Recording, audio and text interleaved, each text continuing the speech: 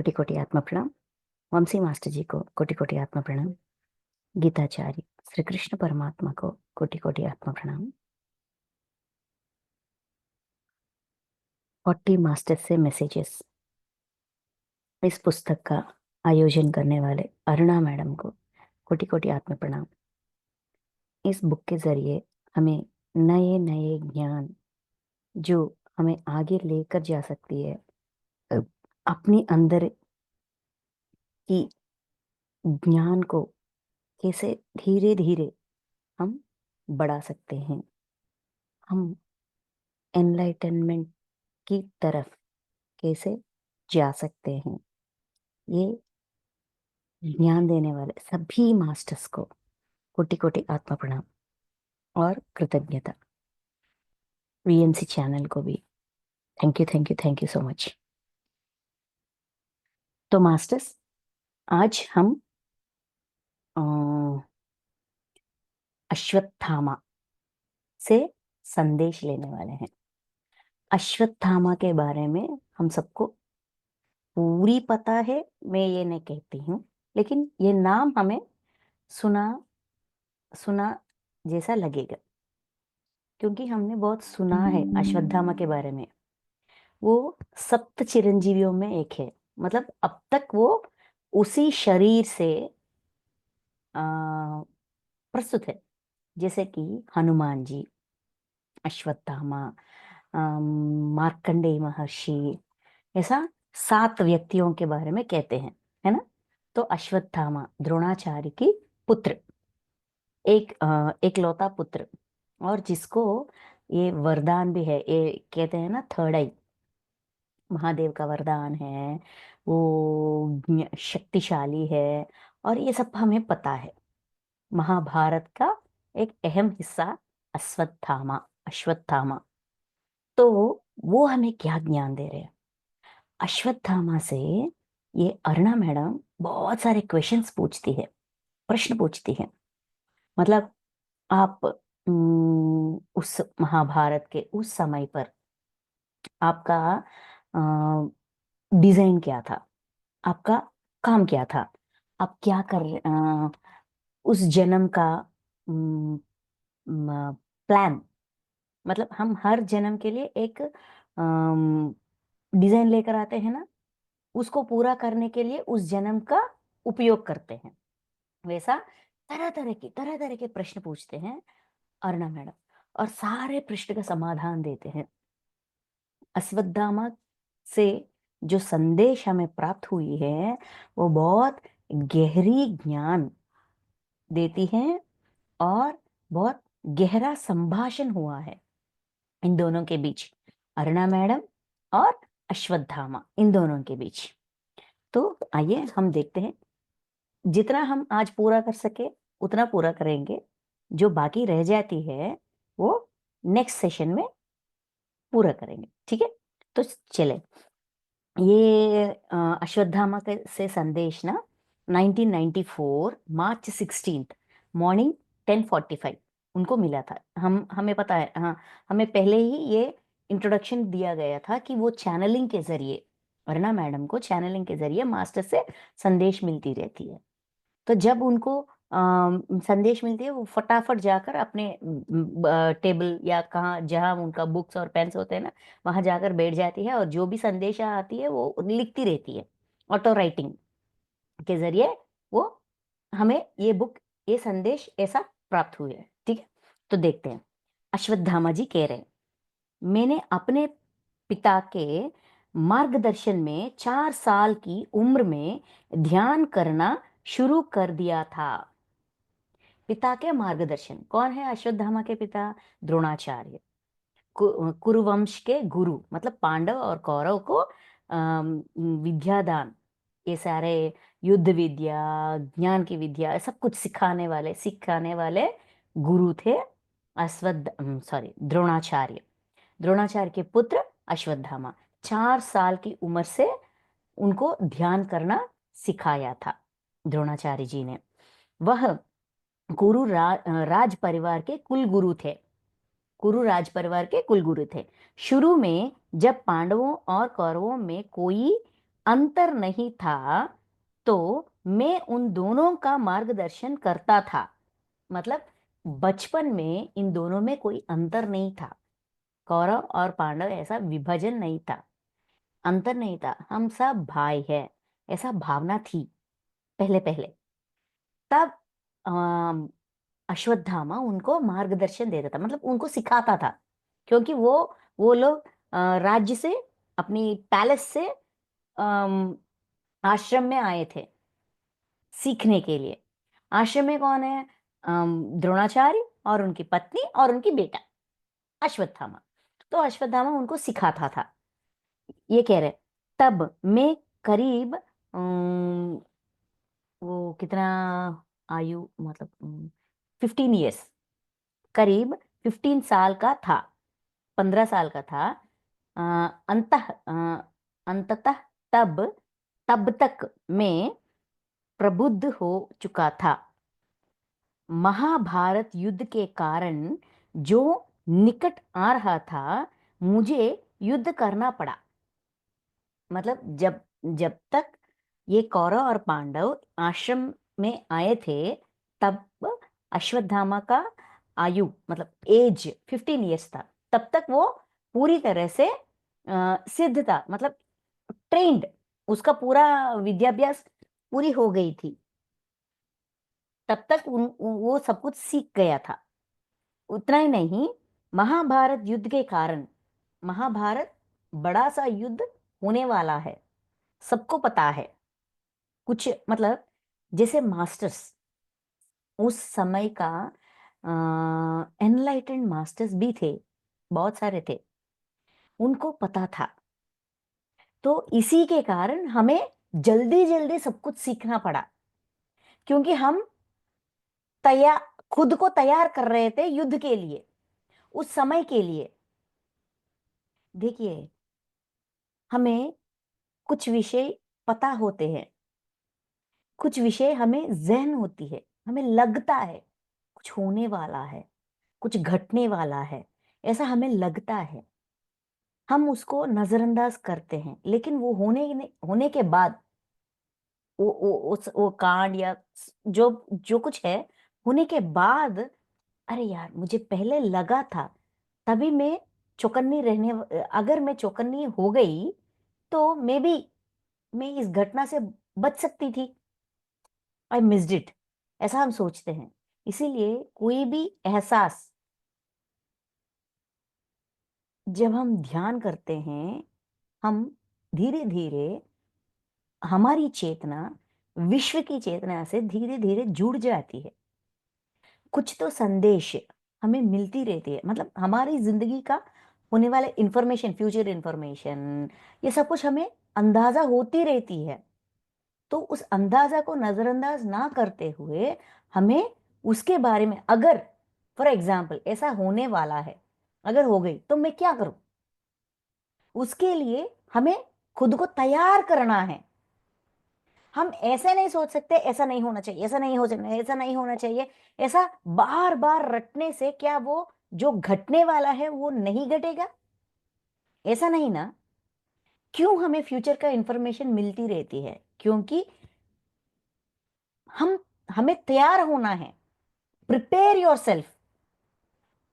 जब सुनामी आने वाली थी, सुनामी आई थी, तो गवर्नमेंट ने क्या किया? ऐसा होगा, ये सारे पावर कट हो जाएगी, कोई पावर नहीं होगा, अपने घरों में रहिए, सारे दरवाजे बंद रखिए, कांच की खिड़कियों से दूर रखिए, दूर रहिए, उस पर कुछ पर्दा वर्दा लगा दीजिए, अगर टूट भी गई वो कांच के टुकड़े, हम घायल ना हो।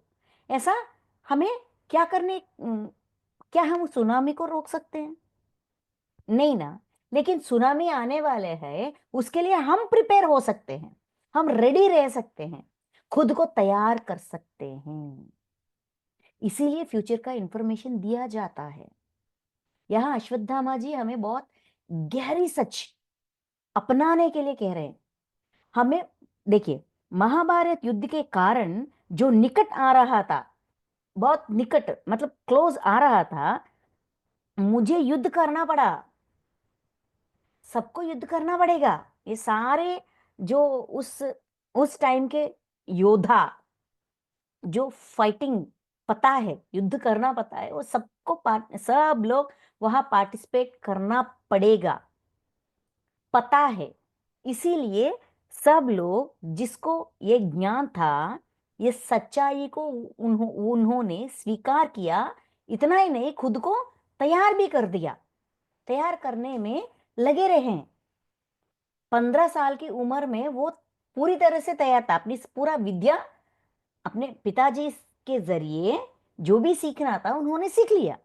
इतना ही नहीं, देखिए, ध्यान ने, ध्यान के अलावा, सिर्फ ध्यान ही नहीं, ध्यान के अलावा मैंने अपने पिता से जो कौशल सीखा उसमें भी मैं उत्कृष्ट था। सिर्फ ध्यान ही नहीं, अपने पिता से जो युद्ध विद्या, अश्वत्थामा जी ने युद्ध विद्या सीखे थे, वो उसमें भी, सारे युद्ध विद्याओं में भी वो कौशल था, मतलब एक्सपर्टाइज, पूरी तरह जो भी सीखा पूरी तरह सीखा था। ठीक है, नेक्स्ट,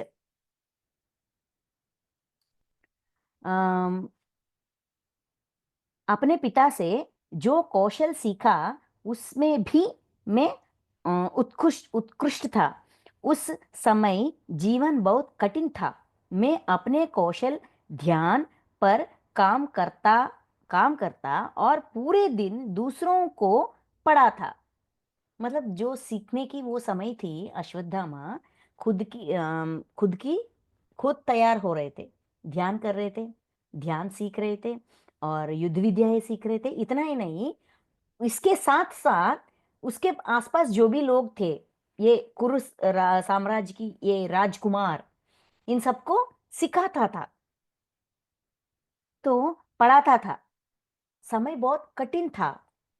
वो ऐसे जैसे कि मल्टीटास्किंग, हम कहते हैं ना, मल्टीटास्किंग, सीखना, सिखाना, अपने काम करना, सब कुछ, सब में परफेक्शन। इसीलिए कठिन समय था। मैंने हर दिन 20 घंटे काम किया और केवल 4 घंटे सोता आराम किया। सचेत, सॉरी, 4 घंटे सचेत आराम किया, मतलब 24 आवर्स। 24 आवर्स में 20 आवर्स वो काम कर रहे थे, सिर्फ 4 घंटे पूरी तरह से आराम कर रहे थे, सचेत, मतलब सॉलिड स्लीप। इतना वर्कलोड था अश्वत्थामा। कोई भी अगर मास्टर बनना चाहते हैं, अपनी विद्या में हम मास्टरी के लेवल तक जाना चाहते हैं, तो हमें उस पर श्रद्धा होनी चाहिए। अगर श्रद्धा है तो कितना भी कठिन काम क्यों ना हो, कर पाएंगे। कितना भी कठिन विद्या क्यों ना हो, सीख पाएंगे। कितना भी कठोर श्रम क्यों ना हो, कर पाएंगे। हमारी दृष्टि, मतलब हमारी कंसंट्रेशन उस पर होनी चाहिए बस। मुझे ये बनना है, मतलब बनना है, उसके लिए क्या क्या चाहिए, उस पर मेरी दृष्टि। हाँ, हमारी भौतिक जीवन कटती रहती है, वहां नया सीखने के लिए कुछ नहीं है। हर रोज वही रूटीन, वही काम, वो आसानी से हो जाएगा। खुद की खुद पर दृष्टि रखना, खुद की आंतर्य पर दृष्टि रखना, खुद की गुणों पर दृष्टि रखना और खुद को जानना, मैं अंदर क्या हूं और बाहर क्या हूं, खुद को जानना, थोड़ी क्षमता चाहिए। मतलब क्या कहते हैं, समय लगती है और श्रद्धा लगती है। श्रद्धा पूर्वक हमें सीखना चाहिए। सीखने के लिए अगर हम उस पर दृष्टि रखेंगे, कर पाएंगे। अश्वत्थामा सब कुछ कर रहे थे, 20 आवर्स काम कर रहे थे, 4 आवर्स, सिर्फ 4 घंटे सो रहे थे, रेस्ट। तो हमें अब उस समय में देखिए, हम सोचते हैं कि उस समय बहुत अच्छा था, हम पूरी तरह से सीख पाएंगे, हमें सिर्फ एक ही दिशा में ज्ञान मिलेगा, नो डाइवर्शंस, नो डिस्ट्रैक्शंस। अभी बहुत सारे डिस्ट्रैक्शंस है, हम ऐसा सोचते हैं। लेकिन अगर गौर से देखा जाए तो हमें कहीं जाना नहीं पड़ेगा, हम हमारी संसारिक जीवन छोड़ना नहीं पड़ेगा। अश्वत्थामा गुरु के पुत्र थे, तो विद्याभ्यास के समय मतलब स्कूलिंग एज में उन्होंने सीखा। हमारा स्कूलिंग एज हो गया, हम फैमिली में हैं, अभी हमें कहीं वन में जाना है तो हम जा पाएंगे क्या? क्या ये मुमकिन होगा? हमारी घर की सुविधा से, सुख सुविधाओं से हम सीख पा रहे हैं। क्या हम कंपैरेटिवली लकी पर्सन नहीं है? सिर्फ ये टेक्नोलॉजी को यूज करके हम नए नए विषय सुन रहे हैं, देख रहे हैं, परख रहे हैं, जान रहे हैं, आजमा रहे हैं, अगर चाहिए तो अपना रहे हैं। कितना आसान हो गया। क्यों? क्योंकि हम जल्दी जल्दी आगे बढ़ सके, अपनी खुद का उद्धार जल्दी जल्दी कर सके, और जल्दी जल्दी कम समय में एनलाइटन वंस बन सके। इसीलिए ये सारा अपग्रेडिंग, समय का, सिस्टम का, सोसाइटी का, टेक्नोलॉजी का, सबका अपग्रेडिंग इसीलिए हो रहा है। इसीलिए हमें हमारा हर क्षण को ज्ञान में बदलने पर दृष्टि रखनी चाहिए। हर क्षण learning, each and every moment learning. जो भी सुनाई पड़ रहा है, जो भी करना पड़ रहा है, वो उसमें परफेक्शन, मैं इसमें परफेक्ट हूं कि नहीं, मैं पूरी दृष्टि से ये काम कर रही हूं कि नहीं। हमारी दृष्टि पूरी तरह से अपने काम पर होगी तो हम बहुत जल्दी आगे बढ़ पाएंगे। ये ज्ञान हमें अश्वत्थामा जी से सीख सकते हैं। ठीक है, नेक्स्ट। इस समय परिवार में भाई सत्ता की अ, अपनी लालसा के कारण कौरव तीव्र घृणा विकसित कर रहे थे। सत्ता की लालसा, भाइयों के बीच सत्ता, पावर, पावर गेम चल रहा था। सत्ता की लालसा कौरवों में मतलब दुर्योधन एंड ब्रदर्स इनमें थे। इसकी वजह से पांडवों के प्रति इनको बहुत घृणा थी, मतलब हेट्रेड, हेट्रेड थी। और प्रारंभ में पांडवों ने अपने चचेरे भाइयों से बहुत विनम्रता और प्यार से संपर्क किया, लेकिन दुर्योधन की स्थिति को देखकर उन्हें खुद को रखना पड़ा, उन्हें खुद को दूर रखना पड़ा।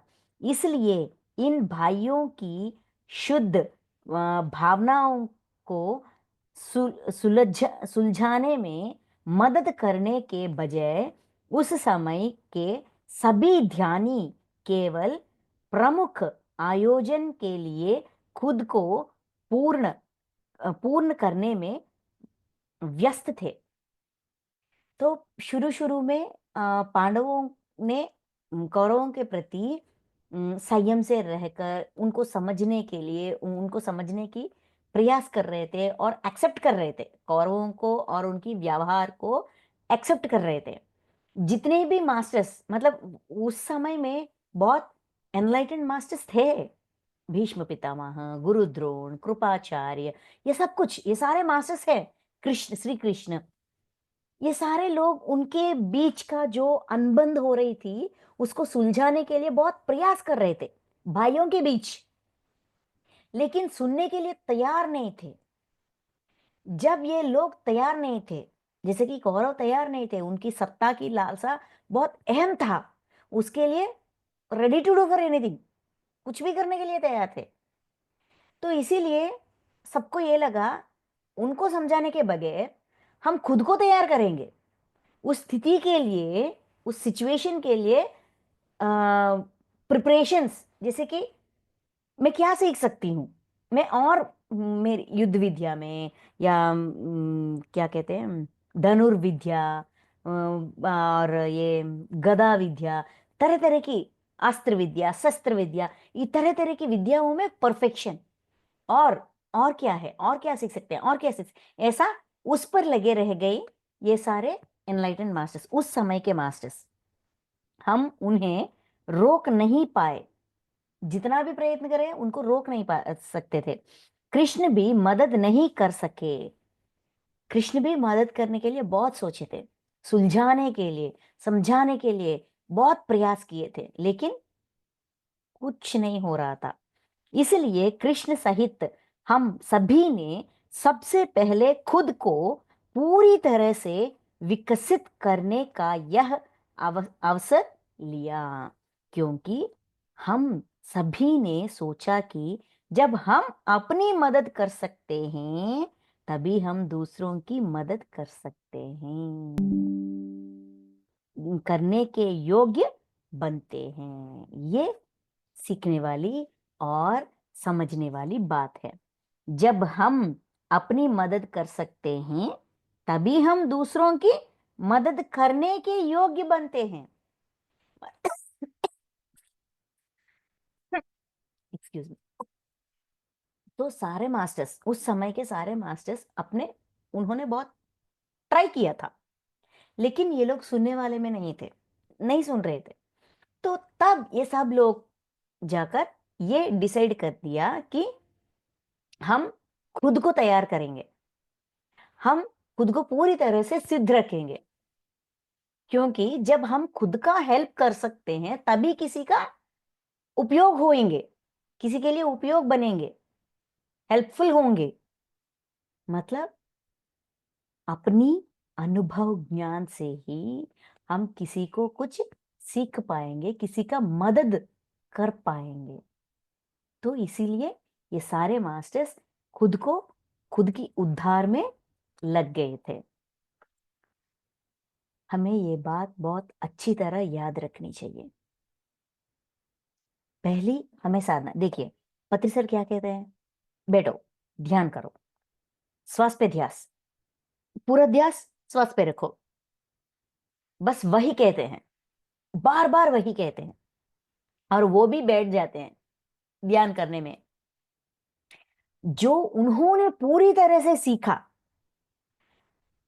उनको इस ध्यान के बारे में प्रयास, मतलब प्रैक्टिस करते करते करते करते करते करते, ध्यान करने से क्या होगा, कौन से स्टेजेस होंगे ध्यान में, कौन से स्टेजेस होंगे, और किसी ने अगर उनको कोई डाउट पूछा तो वो रिप्लाई कर पाते थे, क्योंकि उनका अनुभव है वो, उन्होंने पूरी तरह से अनुभव प्राप्त किया और वही अनुभव सबको एक्सप्लेन कर पाए थे।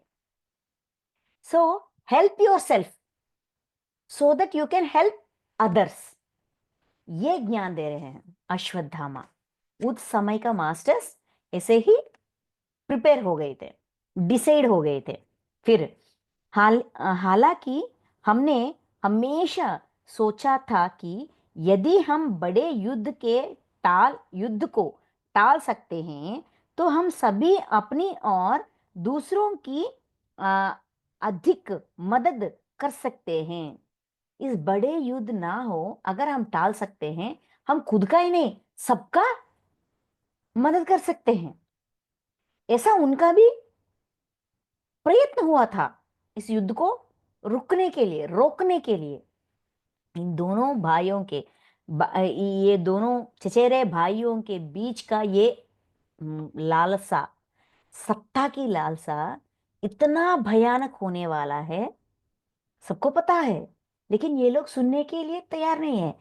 सब लोग अपने अपने प्रयास की थी इस युद्ध को रोकने के लिए, फिर भी क्या हुआ था, इसलिए हमने कौरवों और पांडवों के बीच की खाई को तोड़ने के छोटे छोटे प्रयास किए, लेकिन अफसोस हम नहीं कर सके।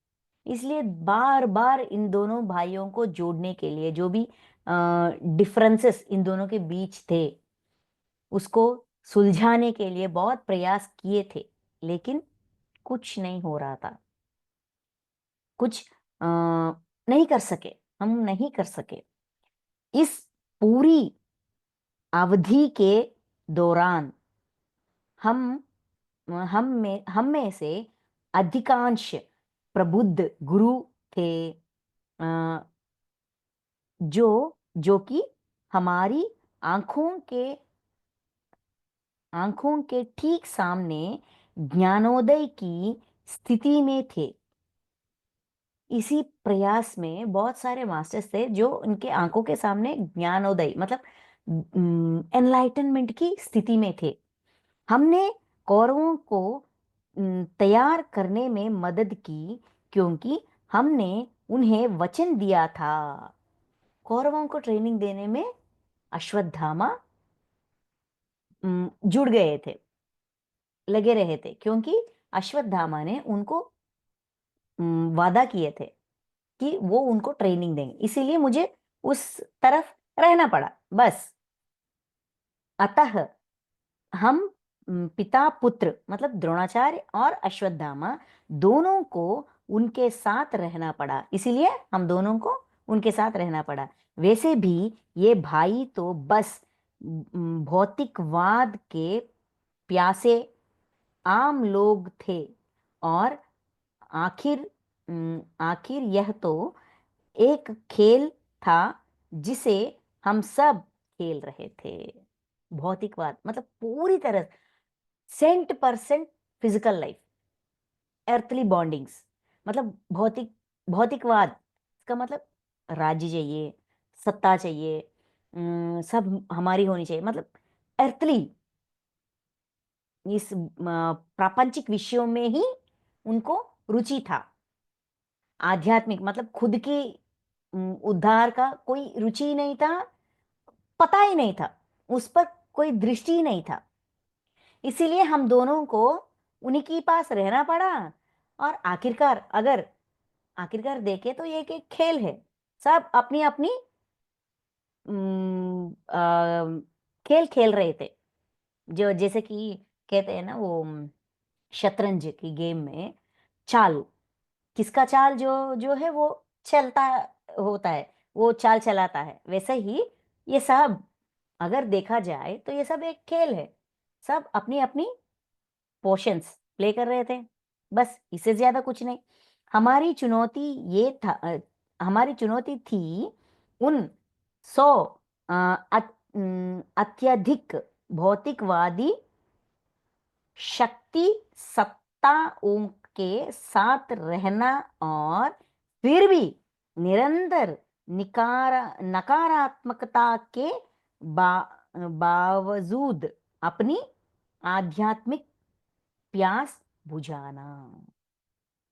इन सब मास्टर्स का चैलेंज ये था कि न- जिनके जिसके साथ ये लोग रह रहे थे वो सारे मतलब उनकी सिचुएशंस, खुद की प्रकृति कहते हैं गीता की भाषा में, खुद की प्रकृति मतलब उनकी हमारी सराउंडिंग्स, अश्वत्थामा, द्रोणाचार्य, श्री कृष्ण, भीष्म पितामह, कृपाचार्य, ये सारे लोग कहाँ जकड़ गए थे? ये कौरव और पांडवों के बीच में जकड़ गए थे। और ये कौरव को हमेशा भौतिक जीवन की सिर्फ सत्ता, और इससे कुछ भी नहीं, उसके लिए नकारात्मक सारे गेम्स प्ले करना, जो भी अनुचित है, कुछ भी अनुचित हो, जितना भी अनुचित हो करने के लिए रेडी थे। कुछ सोचते नहीं थे। इन सबके बीच रहते हुए हमें ये सब बर्दाश्त करते हुए हम अपनी आध्यात्मिकता पर मतलब खुद की उद्धार पर दृष्टि रखना है। ये हमारा बहुत बड़ा चैलेंज हुआ था। हम कहते हैं ना कि मैं ध्यान कर रही हूँ, लेकिन मेरी फैमिली मेंबर ध्यान नहीं करते हैं, मेरा सहयोग नहीं देते, मेरा हेल्प नहीं करते, मैं जो भी कहती हूँ वो नहीं मानते। हमारा फैमिली में कितने होंगे हमें रोकने वाले, टोकने वाले? मैक्सिमम 4 मेंबर्स, 1 2 3 और 4। लेकिन इनके बीच एक बटालियन बटालियन ही था रोकने के लिए। फिर भी ये लोग अपनी साधना से मुकर नहीं गए, लगे रहे। वही कह रहे हैं अश्वत्थामा, ये सारा नकारात्मक, मतलब जो सही नहीं था वैसा ही सोच, जो ठीक नहीं था वैसा ही काम करते हुए, उनको समझाने के प्रयास करते हुए, उनको ट्रेन करते हुए भी अपनी धर्म पर, अपनी खुद की लर्निंग पर दृष्टि रखना था। यह हमारे लिए बहुत बड़ा चैलेंज हुआ था। कह रहे हैं इतना ही नहीं, निरंतर हमेशा बावजूद, नकारात्मकता के बावजूद अपनी आध्यात्मिक प्रयास, प्यास, आध्यात्मिक प्यास बुझाना। जितना भी मैं भौतिक जीवन में जो भी काम मैं करूं, वो मेरी भौतिक जीवन, मेरी आध्यात्मिक जीवन में अड़ंगे ना लाए। ये कौन इसका, इस पर नजर रखना चाहिए? ये किसकी जिम्मेदारी है? क्या ये हमारी जिम्मेदारी नहीं है? कब तक हम ये सारे कारण दिखाकर खुद को, खुद की लर्निंग को पीछे रखेंगे? इतनी गंभीर परिस्थितियां तो हमारे फैमिली में या हमारी जिंदगी में नहीं है। इनके परिस्थितियां बहुत गंभीर है। हमारा परिस्थिति अगर इस इनके परिस्थितियों से कंपेयर करें तो बहुत हल्का फुल्का है। और हमारे अपॉर्चुनिटीज बहुत है, बहुत सारे अपॉर्चुनिटीज है हमारे पास। हम बहुत आसानी से अपनी आध्यात्मिकता की प्यास बुझा सकते हैं। इन ये हमको मोटिवेट कर रहे हैं, अश्वत्थामा जी हमको मोटिवेट कर रहे हैं, प्रेरणा दे रहे हैं। तो इस प्रेरणा से हम खुद पे हमेशा, हम कितना भी काम करें, दृष्टि अपने काम पर रखते हुए, इस काम से मैं क्या सीख सकती हूँ, ये किसके लिए आई है, ये काम मेरे सामने किसके लिए आई है, मैं क्यों कर रही हूं, मैं क्यों इस स्थिति पर, इन परिस्थितियों पर मैं क्यों रखा गया हूं, इससे मैं क्या सीख सकती हूँ, इसका पीछे का कारण क्या है, इसके पीछे का मेरी कर्म ऋण क्या है। देखते हुए, सपनों के जरिए मास्टर से पूछते, देखते हुए, मतलब डे एंड नाइट, दिन और रात। दिन का समय जो भी करना है कर लो, रात के समय सारे काम जो मैंने किया है उसका कारण हम ढूंढ सकते हैं। एस्ट्रल वर्ल्ड से जुड़कर आज मेरी जिंदगी में ऐसी प्रॉब्लम आई है या ऐसी सिचुएशन आई है, ये सिचुएशन मेरी जिंदगी में क्यों आई है, क्या मैंने वहां सही डिसीजन लिया या गलत डिसीजन लिया, जो भी सीखना था क्या मैंने सीखा या कुछ भूल गई या कुछ मेरे पल्ले में नहीं पड़ा। ऐसा हम मास्टर से पूछकर, क्या कहते हैं, सूक्ष्म तल या एस्ट्रल वर्ल्ड से जुड़कर हम बहुत आसानी से सीख सकते हैं। नींद के जरिए, ध्यान, नींद, ध्यान, नींद, ऐसा हम अपनी सूक्ष्म शरीर को शक्ति देते हुए हम एस्ट्रल वर्ल्ड से, एस्ट्रल बॉडी को रिलीज करके एस्ट्रल वर्ल्ड से जुड़कर हम सीख सकते हैं। हमें क्या कहते हैं, जंगलों में जाने की कोई आवश्यकता नहीं।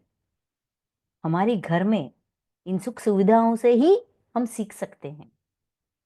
बस पूरे समय का इस्तेमाल कर रहे हैं कि नहीं, ये चेक करनी चाहिए। ठीक है, नेक्स्ट। इस काल में व्यास, भीष्म, विदुर, द्रोणाचार्य व अन्य गुरुजनों की शिक्षा ये इंगित करती है कि आध्यात्मवाद में स्वयं के ईमानदार और कठोर प्रयास आपके आपको आध्यात्मिक उच्चता की ओर ले जाएंगे। अतः मेरा आपके लिए सच्ची लगन के सच्ची लगन व कर्मठता, कर्मठता, कर्मठता का यही संदेश है।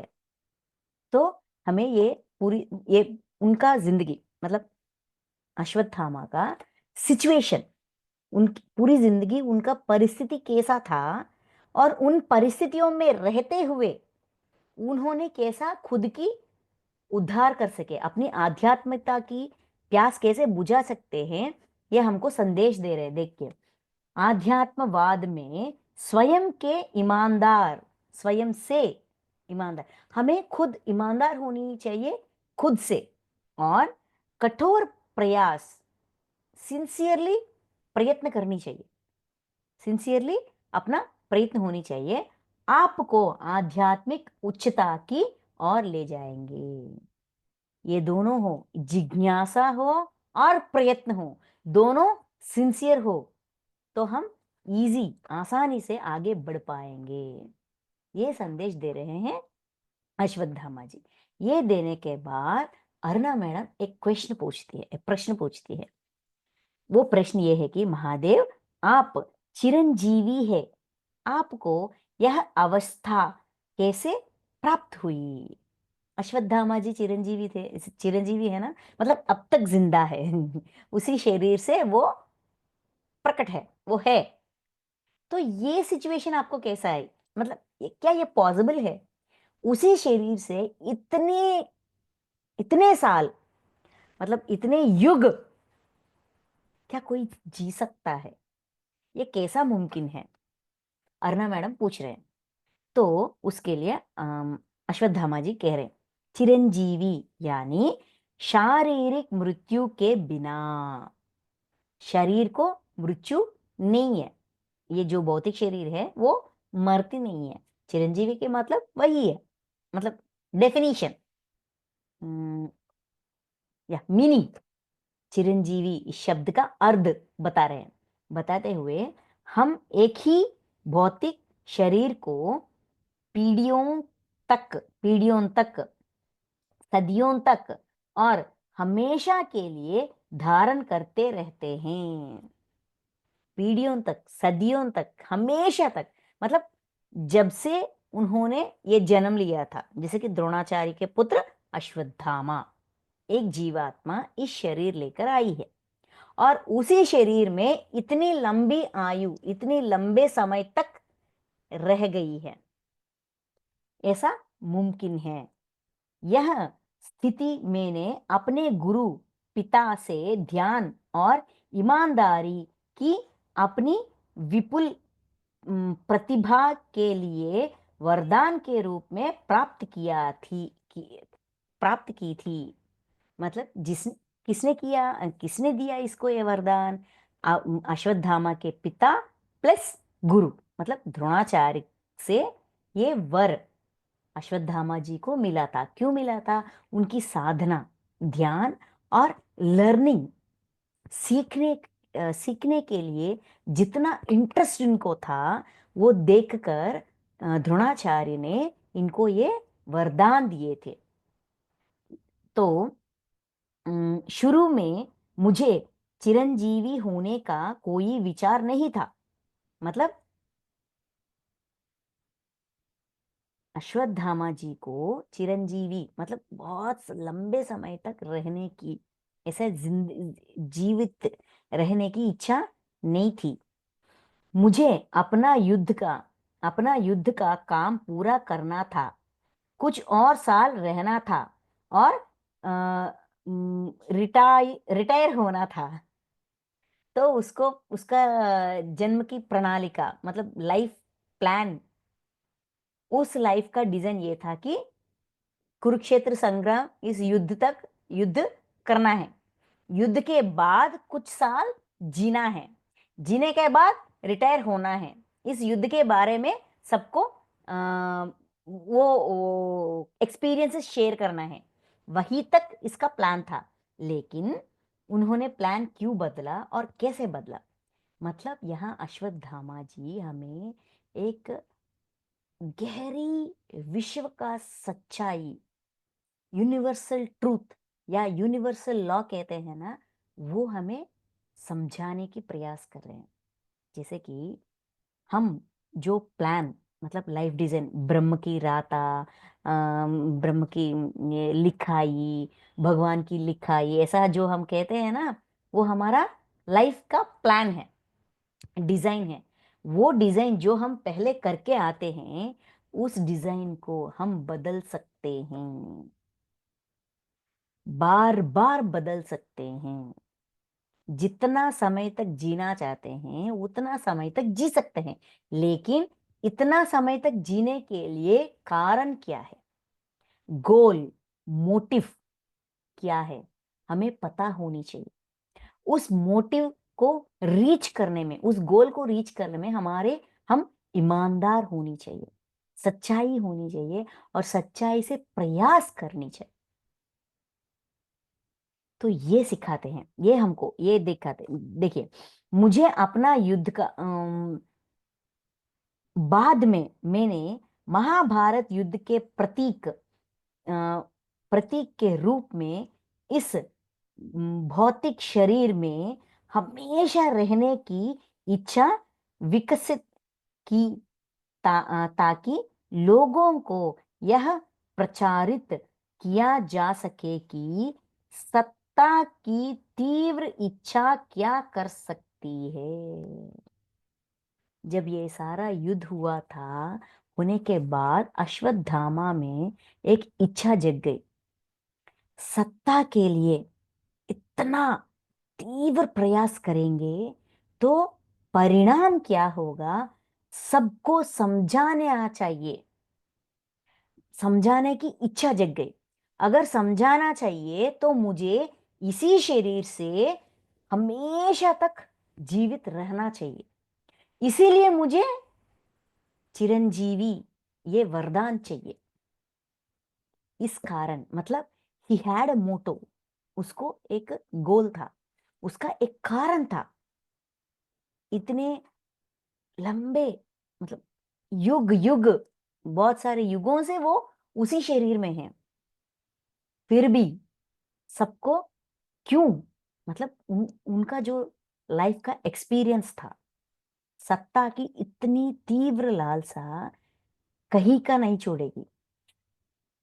जितने गलत काम करेंगे, जितने नकारात्मक काम करेंगे, दुष्कर्म करेंगे, दुर्मार्ग करेंगे, बहुत पेन पेन पेन, हम सिर्फ दर्द और पीड़ा ही दे पाएंगे, कुछ भी नहीं।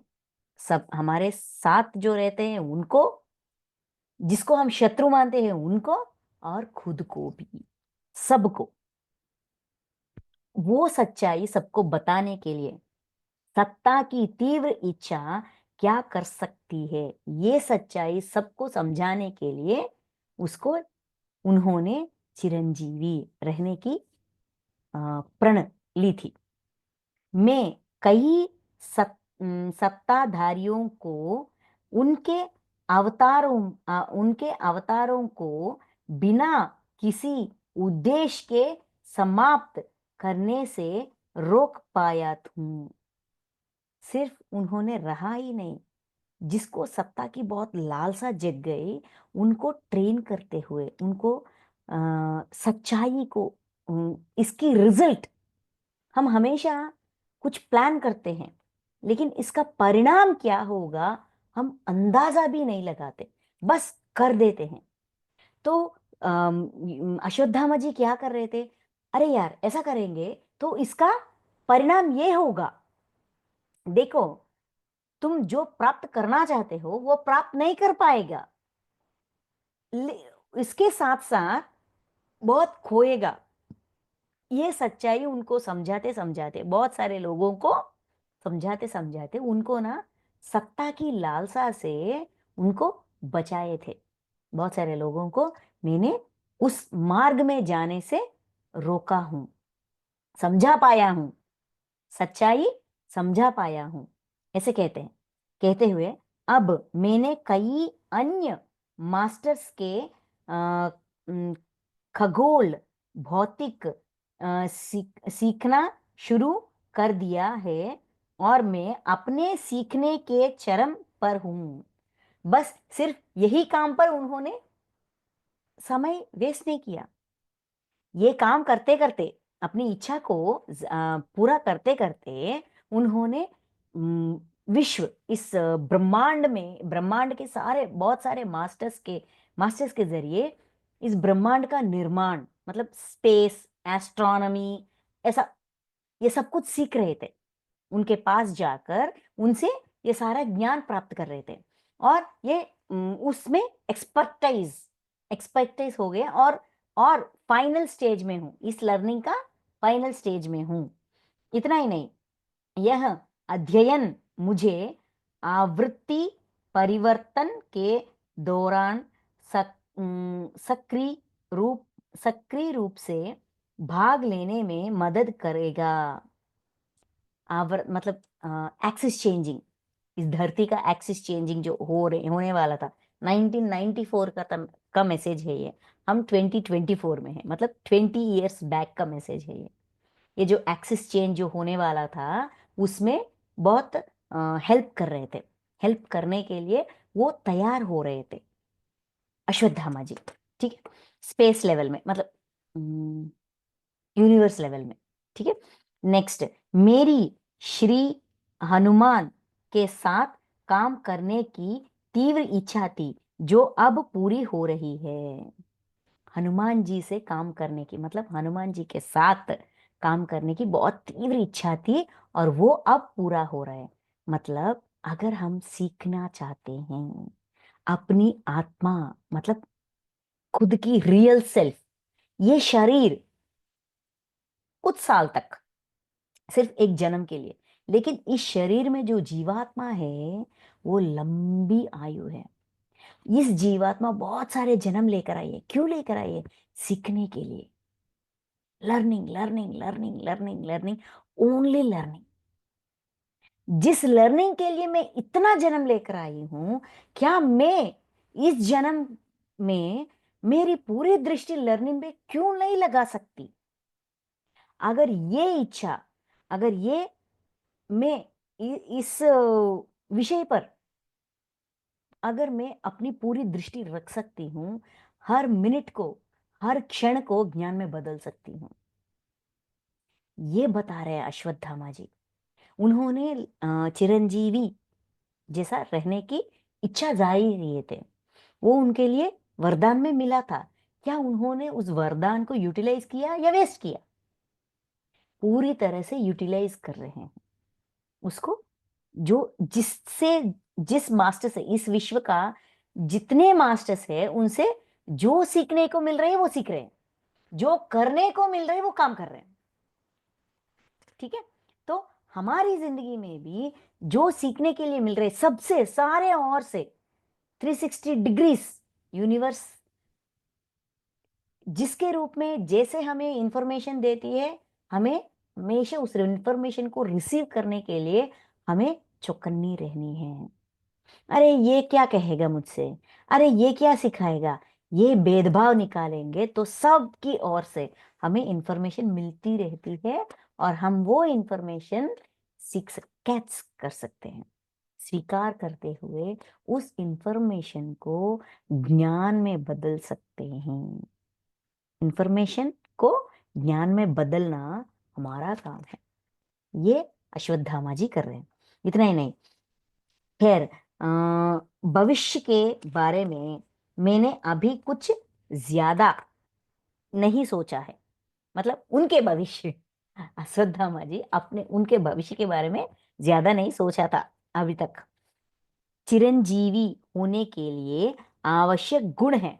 अगर हम चिरंजीवी होना चाहते हैं, अश्वत्थामा जी के तरह हमेशा के लिए इसी भौतिक शरीर में अगर रहना चाहते हैं, तो वो हमें कुछ संदेशा दे रहे हैं, टिप्स दे रहे हैं। तो क्या है? हर पल जीने की तीव्र इच्छा। एक क्षण जीने की इच्छा होती है, एक क्षण, अरे यार क्या जिएंगे, उसी क्षण खुद को मोटिवेट करते हैं।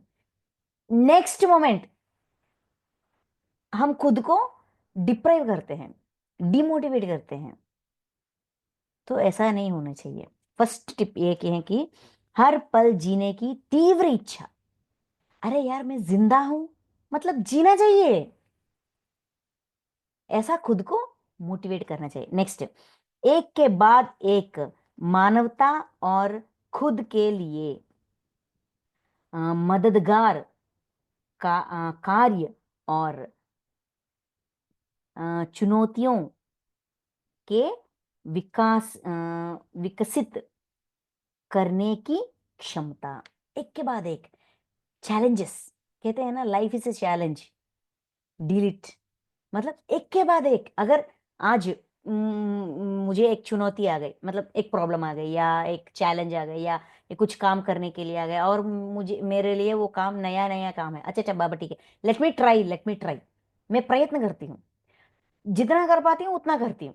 ऐसा एक के बाद एक के बाद एक मानवता और खुद के लिए, मतलब मैं एक मनुष्य हूं, मानवता से मतलब मेरी आसपास के लोगों के लिए मैं कुछ कर सकती हूं तो करूंगी, खुद के लिए और मेरे आसपास की इस सोसाइटी या फैमिली या ऑफिस या ध्यान क्षेत्र, जिसके लिए भी कुछ कर पाऊंगा तो करनी चाहिए। मददगार मतलब हेल्पफुल कार्यों और चुनौतियों को विकसित करने की क्षमता, काम और चैलेंजेस दोनों को एक्सेप्ट करते हुए सीख, उस काम से, उस चैलेंज से, चैलेंज लेना, डील करना एक बात सब करते हैं, लेकिन उस चैलेंज से सीखना, अच्छा तो ये इसके लिए आती है, ये इस गुण को बदलने के लिए आती है। अच्छा इनसे इस चुनौती से मैं ये सीख सकती हूँ, खुद में इतना बदलाव ला सकती हूँ, खुद को ऐसे बदल सकती हूँ, ये सीख, ये दिखा रहे, ये सिखा रहे, इतना ही नहीं। नेक्स्ट, आध्यात्मिक रूप से दूसरों की मदद करने की तीव्र इच्छा, मतलब स्पिरिचुअल हेल्प।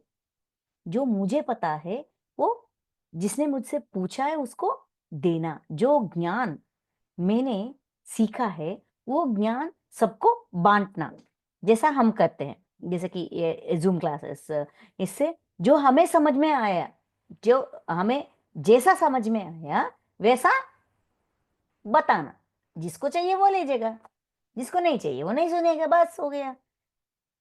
कहना, मेरी अनुभव को शेयर करना मेरी दायित्व है, वो मैंने किया कि नहीं वही तक मेरी सीमा है। जिस किसी ने माना या ना माना, लिया या ना लिया, किसी को समझ में आया कि नहीं आया, ये मेरी दायित्व नहीं है, ये मेरी रिस्पॉन्सिबिलिटी नहीं है, वो मेरी फील्ड ही नहीं है, बस शेयर करना ही मेरा ड्यूटी है, बस ऐसा होनी चाहिए। मतलब 3 tips, this is the third one, ये तीसरा है, ठीक है। 3 टिप्स इन्होंने दिया सलाह। जीवन के सभी क्षेत्रों के लोगों से भावनात्मक लगाव, जीवन के सभी क्षेत्रों की लोगों से, मतलब हमारे हृदय में जाति, मत, फाइनेंशियल, इकोनॉमिकल जो भेदभाव होती है ना, सारे भेदभाव को निकालकर सबके साथ भावनात्मक लगाव, इमोशनली बॉन्डिंग होनी चाहिए। इमोशनली मतलब प्यार से, फ्रेंडशिप। अरे यार वो भी भगवान बनने के लिए आया है, मैं भी भगवान बनने के लिए आया हूं, सब अपने अपने प्रयास में हैं, उनसे मैं सीख सकती हूँ और मैं जो भी मुझे पता है उनको सिखा सकती हूँ। मतलब इस सृष्टि में, इस पूरी सृष्टि में अगर कोई किसी का कुछ कर सकता है वो सिर्फ सहायता, हेल्पिंग, अपनी अनुभव शेयर करना और हेल्प करना, बस यही हम कर सकते हैं, इसके अलावा कुछ भी नहीं कर सकते। हम सोचते हैं कि हम ये कर रहे हैं, वो कर रहे हैं, वो कर रहे हैं, ये कर रहे हैं, सब हेल्पिंग, मतलब जो हम करते हैं उसके लिए रिप्लाई, मतलब रिएक्शन, आज मैंने किया कल तुम्हें करनी चाहिए, ये हेल्प, इसको सहायता नहीं करते, इसको व्यापार कहते हैं। व्यापार का एक्शन और रिएक्शन मतलब डीड, कर्म और कर्मफल, ये पैकेज हो जाती है। इसको भुगतने के लिए और वापस आनी चाहिए। लेकिन सहायता ऐसी ऐसी दिव्य गुण है जो दोनों को, करने वाला और लेने वाला, दोनों का उद्धार हो जाएगा। तो इसीलिए कहते हैं, देखिए, जीवन के सभी क्षेत्रों के लोगों से भावनात्मक लगाव, सबको एक्सेप्ट करना। नेक्स्ट, यह साबित करने की इच्छा की जीवन और मृत्यु मिथ्या है, और जब जब तक आप चाहें तब तक एक ही भौतिक निवास में रह सकते हैं। जीवन और मृत्यु दोनों मिथ्या है, मतलब ऐसा जन्म और मृत्यु है ऐसा लगता है, लेकिन अगर आप चाहते हो, अगर आपको इच्छा है, पूरी जोर से इच्छा है, तो इसी भौतिक शरीर में जितने भी समय रहना चाहते हैं, जीना चाहते हैं, जी सकते हैं। इस सच्चाई को भी मनन करना चाहिए, एक्सेप्ट करनी चाहिए। पहली बात एक्सेप्ट करनी चाहिए और उसको, उस पर खड़े रहनी चाहिए, अड़े रहनी चाहिए। नेक्स्ट, बहुत से लोग पूरी मानवता का 99.9% इस तरह की चुनौती लेने के बजाय मर जाएंगे। अरे यार, इसी शरीर में इतना लंबा समय, नहीं नहीं, ये बहुत बड़ा चुनौती है, मर जाऊं तो काम हो जाएगा, नया शरीर मिलेगा, ऐसा सोचते हैं। इसीलिए चिरंजीवी नहीं बन पाते।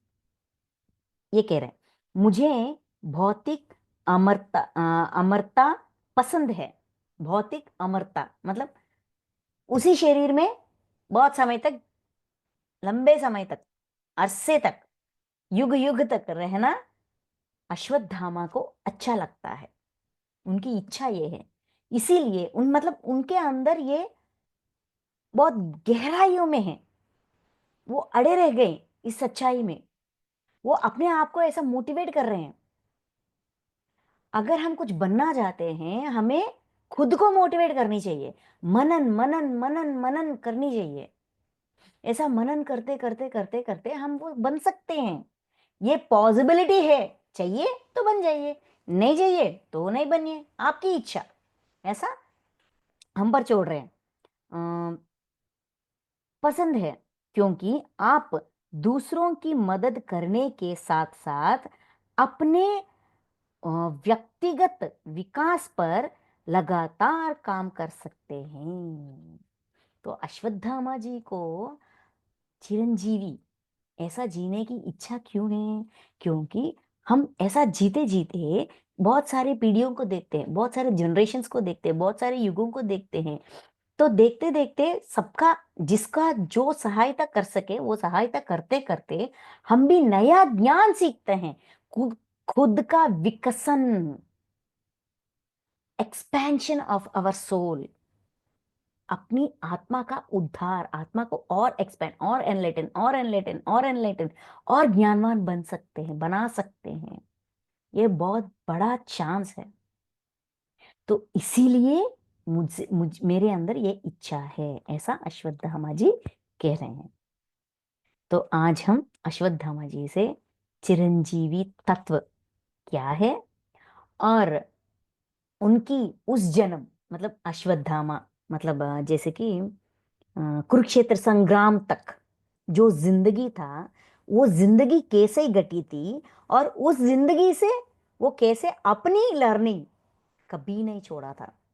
हमारी इर्द गिर्द की परिस्थितियां, आसपास की परिस्थितियां जितने भी गंभीर ना हो, कि जितने भी नकारात्मक क्यों ना हो, जितने भी फेवरेबल क्यों ना हो, लेकिन हम जो, अगर सच्ची तरह से खुद का उद्धार करना चाहते हैं, आध्यात्मिकता मतलब आध्यात्मिक, आध्यात्मम मीन्स जीवात्मा। सो आत्मा का, खुद का उद्धार करना चाहते हैं तो जरूर कर सकते हैं, ये पॉसिबल है। सारे कंडीशन, सारे परिस्थितियां कोई कारण ही नहीं है खुद की उद्धार में रोके रोके या टोके। अगर रुकावट है खुद के, हमारे वजह से हमारी रुकावट है, लेकिन हमारी परिस्थितियां कभी भी रुकावट नहीं है। ये ज्ञान दे रहे हैं अश्वत्थामा जी। बहुत सारे बहुत सारे तरह तरह की क्वेश्चंस अर्णा मैडम पूछती है और अश्वत्थामा जी समाधान देते हैं। तो जो बच गई, मतलब रिमेनिंग क्वेश्चंस और आंसर्स नेक्स्ट वीक हम देखेंगे। Thank you masters, thank you so much. जी थैंक यू।